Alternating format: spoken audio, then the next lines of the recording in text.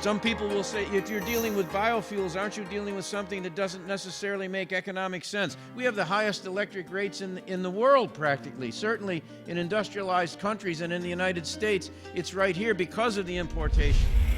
If we have vast agricultural possibilities here in Hawaii, land already designated for that purpose, and we put it to biofuel use, the fact that it may be more expensive than fuels in other areas is immaterial to us, because we're taking the long view. And we're taking the view that every dollar that stays here in Hawaii is a dollar we're investing in ourselves and in our future. Hawaii offers some of the best growing conditions in the world. That's why the big seed companies like Monsanto, Pioneer, and Syngenta are here.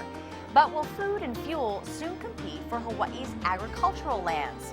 Our dependence on the importation of oil is not the only dependence that's a risk to our security and financial future. We also spend about $3 billion a year importing 2/3 of just the fruits and vegetables we eat. We've got maybe a 2-week supply of food. We're one natural or man-made disaster away and 2 weeks away from starving. And that's not beyond the realm of possibility. Hawaii has about 1.9 million acres zoned for agriculture. About 240,000 acres are actually quality ag land, and out of that, a little over 100,000 acres are actively farmed either in crop production or animal production. That leaves about 140,000 acres available for food and energy crop expansion. I really think that for Hawaii, like the seed corn companies, that our place should be research and development of energy products, biofuels, etc. Because I think that this is a perfect place to do that research. Given the climate, given the microclimates that we have, and given the conditions, we're ripe to give some answers, provide some answers and research for the nation, more or less the world. Ultimately, the consumer will decide how effective or how sustainable agriculture will be for Hawaii. Even going back to the days when you had all the huge plantations, Hawaii never probably raised more than, or feeding its population, more than 50%. When it includes beef and everything else included in that. And now we're looking at maybe 15. I think that for the department on state lands anyway, and we'd like to do this on private lands, is to see that there is an interaction between small farmers or local farmers crop rotating, because they don't use all of their lands all at once, seed corn companies, etc. So we like to see some relationship.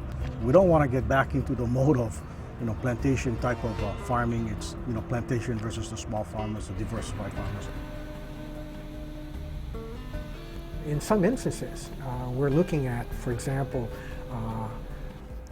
energy crops that might be grown on marginal lands, so that could go well beyond the 240,000 acres of prime agricultural lands. If we wanted to be serious about bioenergy, we probably will have to look at producing byproducts. Energy will not be the sole product that we produce. In fact, probably the profit margin will come from the byproducts. Kinoshita says sugarcane is an example of a crop byproduct used to produce fuel. Just 30 years ago, Citizens Electric on Kauai bought electricity produced by the sugar plantations. About 50 to 60 years ago, the island of Kauai was energy self-sufficient. All electricity was produced by the sugar companies and sold to the utility. When we come back, we'll take you to Hawaii Island, where you'll see 3 completely different operations working with food and fuel made in Hawaii. We really don't want some big company to come out from outside and say, okay, now I'm going to build this big anaerobic digester and we're going to help you folks. Why don't we say, hey, we conceive this, we can sponsor our own anaerobic digester, we can have buy-in for the communities, but all of this stuff is a challenge.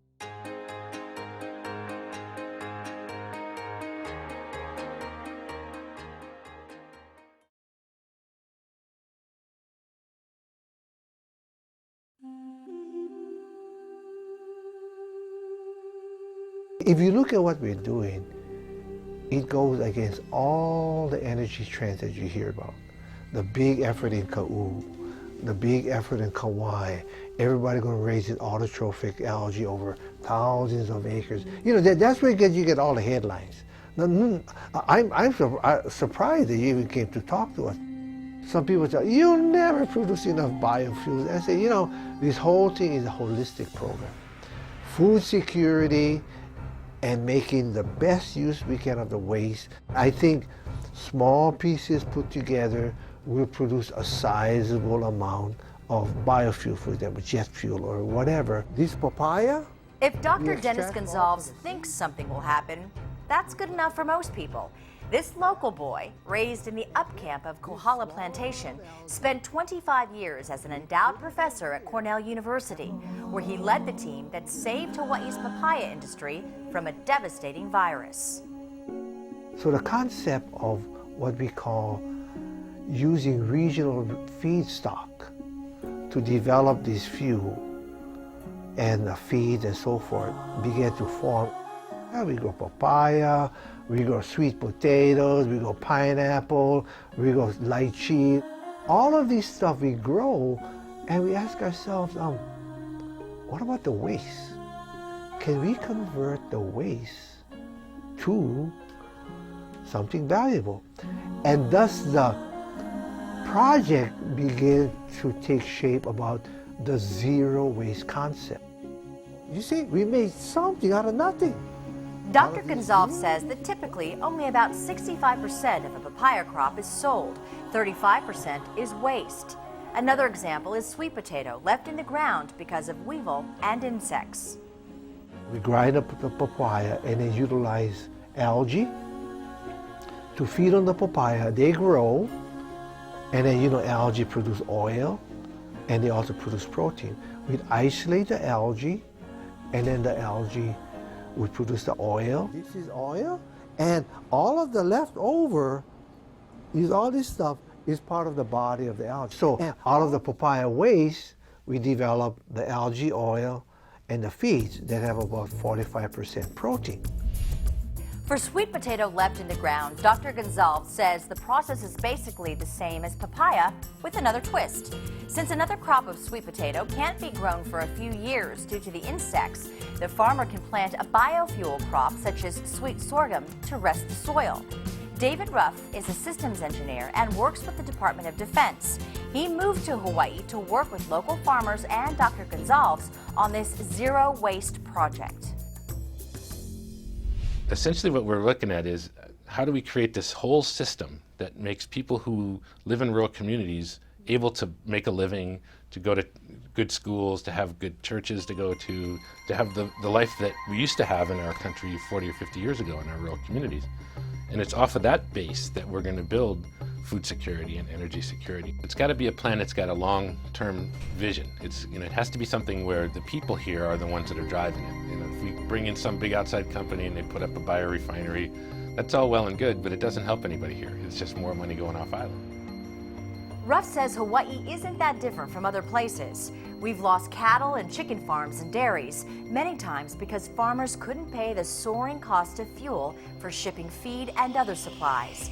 He says that's happened in other places and is another example of how food and fuel are so closely linked. Many rural communities are like islands. They live on imports now, and that didn't used to be true. They import their feed, their fertilizer, their food. When did we lose our vision of being citizens and become consumers? I'm sure when I was growing up, we didn't import 85% of our food because we had a garden in the back. I mean, every plantation had a garden. But things change. But the reality now is, yes, very high cost of feeds, very high cost of fuel and all of this stuff. And we're faced in Hawaii with controlling our own destiny. How can we control our own destiny? While Dr. Gonzalez and his staff are involved in research, another way USDA gets involved is through funding support for the producers and businesses involved in energy development. That's the beauty of our agency is we have a pretty holistic approach to both community development and energy development. And for example, Pacific Biodiesel and Big Island Biodiesel, they've accessed a guaranteed program for our business side to build their plant in KL. And then we also have a bioproducer assistance program which they've accessed to help support the development of biofuels. Pacific Biodiesel is an established, successful company that manages biodiesel plants on Oahu and Maui, as well as Oregon and Texas. It is the developer of Big Island Biodiesel, as well as the manager and feedstock supplier. We were invited into this community by many of the residents. They actually asked us to come over and do presentations about this project. Big Island Biodiesel is a separate company. It's an LLC. It is made up of about 19 investor groups, and we have many Big Island residents included in those groups. Like its Oahu and Maui facilities, Big Island Biodiesel will process used cooking oil from restaurants and hotels.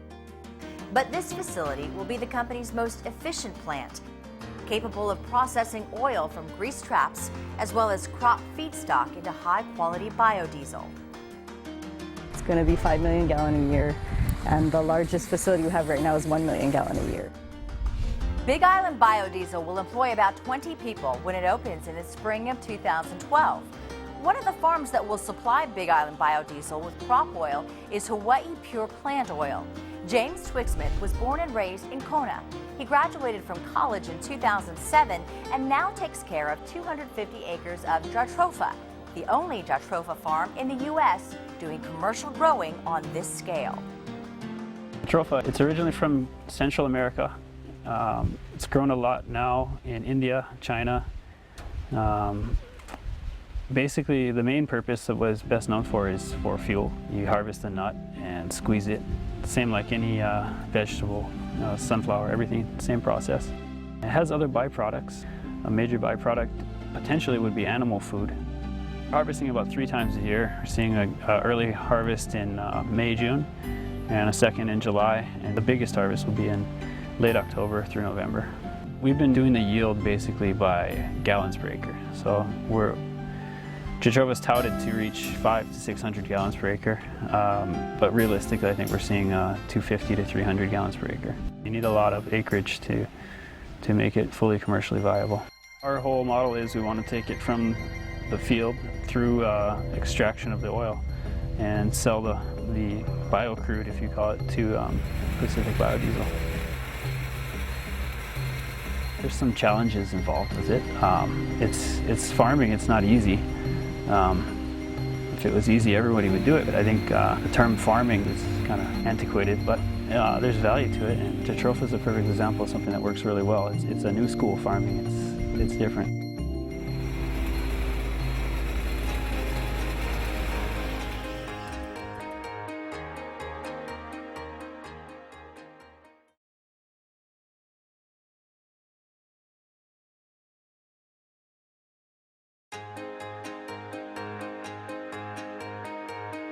So we're going to produce carbon monoxide and hydrogen from kukui nuts, send it over to the air intake of this generator, and this is a spark ignition generator. It was designed to run on propane, but we're going to run it on the gas produced from kukui nuts.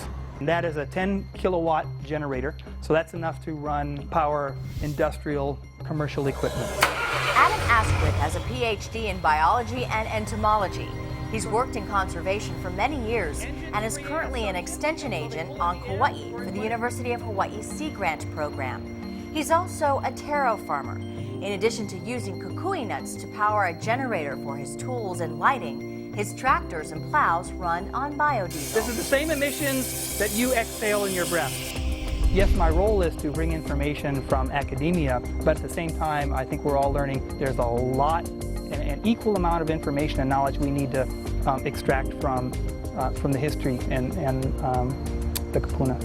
It's an absolute requirement that we embrace this type of technology because it forces us to assume responsibility for our own power needs, our consumption, and use what the islands provide for us. In Hawaii, there's the Big Island, and then there's all the other islands. Big Island is very different. It's young, has completely different soils, different climates than the rest of the island. And in fact, on most of these older islands, there is zero evidence that Hawaiians conducted sustainable agriculture in these uplands. And the science, once you dig in the soil, you go, of course, yeah, it will not sustain long-term crop production. That's why Hawaiians gravitated to the river valleys and developed this remarkable taro production systems, because this is the only place we have somewhat fertile soils and we have gravity-fed water systems. So the plantations pulled it off because they grew strange crops, sugar and pineapple. Asquith says fuel crops would grow on marginal ag land, and it's possible the carbon output could be used to improve soil quality. We can end up producing the output. There's a waste product and everything can be carbon or biochar. And biochar, this is a almost as close as we can get to a permanent form of carbon that you can put back in the soil, and we have really good data now. When you put this back, it's a permanent compost. And now we've got this loop, right, where we can use poor but designated ag soils to generate and produce our energy consumption. The output can go back into other agricultural lands to increase our potential for sustainable agriculture. So I don't see any competition. I see it, they must be integrated. 3 of Hawaii's largest landowners must believe that too. Recently, Kamehameha Schools, Grove Farm Company from Kauai, and Maui Land and Pineapple Company announced their partnership in establishing Hawaii Bioenergy. The consortium says it will research all technically, economically, and environmentally viable processing techniques and distribution channels for a variety of energy crops, including, but not limited to, sugarcane, wood biomass, and algae. I think it's better that we, local companies and institutions, be a part of it, help create it, you know, and keep things here. We're looking to make some fundamental changes, permanent in Hawaii, that can transcend through the next generations, you know.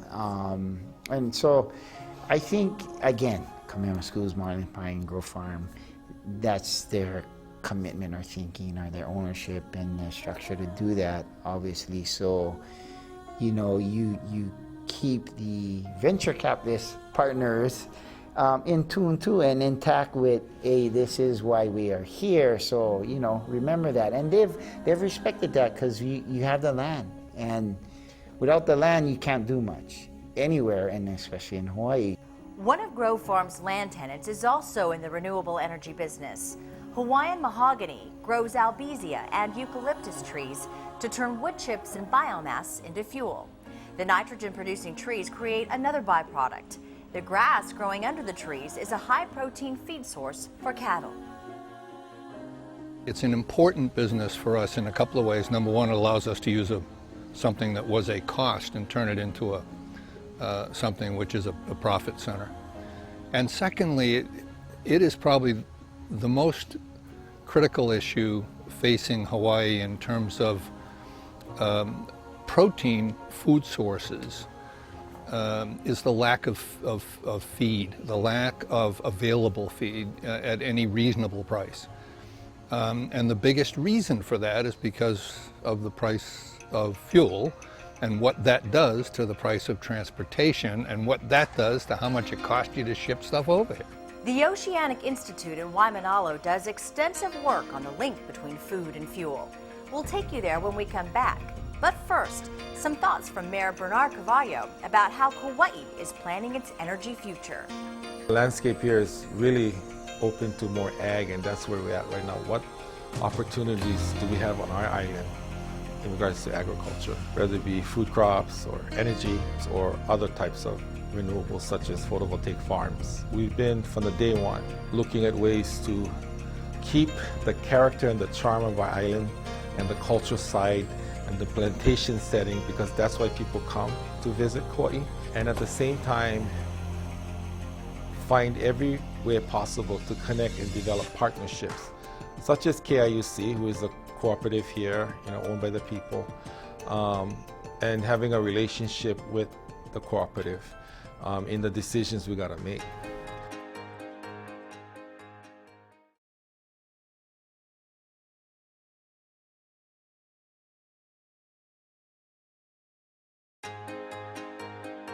Here at the Oceanic Institute, we have a department called the Aquatic Feeds and Nutrition. We have several research scientists here looking at how we utilize all the byproducts or co-products that are produced from the biofuels industry. And in any other industry that produces a co-product, we are looking to get those co-products back into an animal feed because we're looking for sustainability of food for these Hawaiian Islands. And that focus on sustainability is nothing new. The Oceanic Institute has been a fixture along the coast of Waimanalo for the past 30 years, where they continue to do research that's more important than ever to our state. One of the things that is interesting about the biofuels industry is that they are creating an oil from algae. That algae, once you extract the oil, has a cell wall. That cell wall, normally, if it's not utilized, it will go to the dump and you would pay a tipping fee. At the Oceanic Institute and in this program are looking at all these co-products or byproducts that may go to the dump and see how we can utilize them as a feed for not only aquatic species but also terrestrial animals like beef, dairy, pork, and chickens. Oceanic Institute is a nonprofit research organization working with many groups throughout the state. Dr. Domini says escalating the local production of animal feed is a priority right now.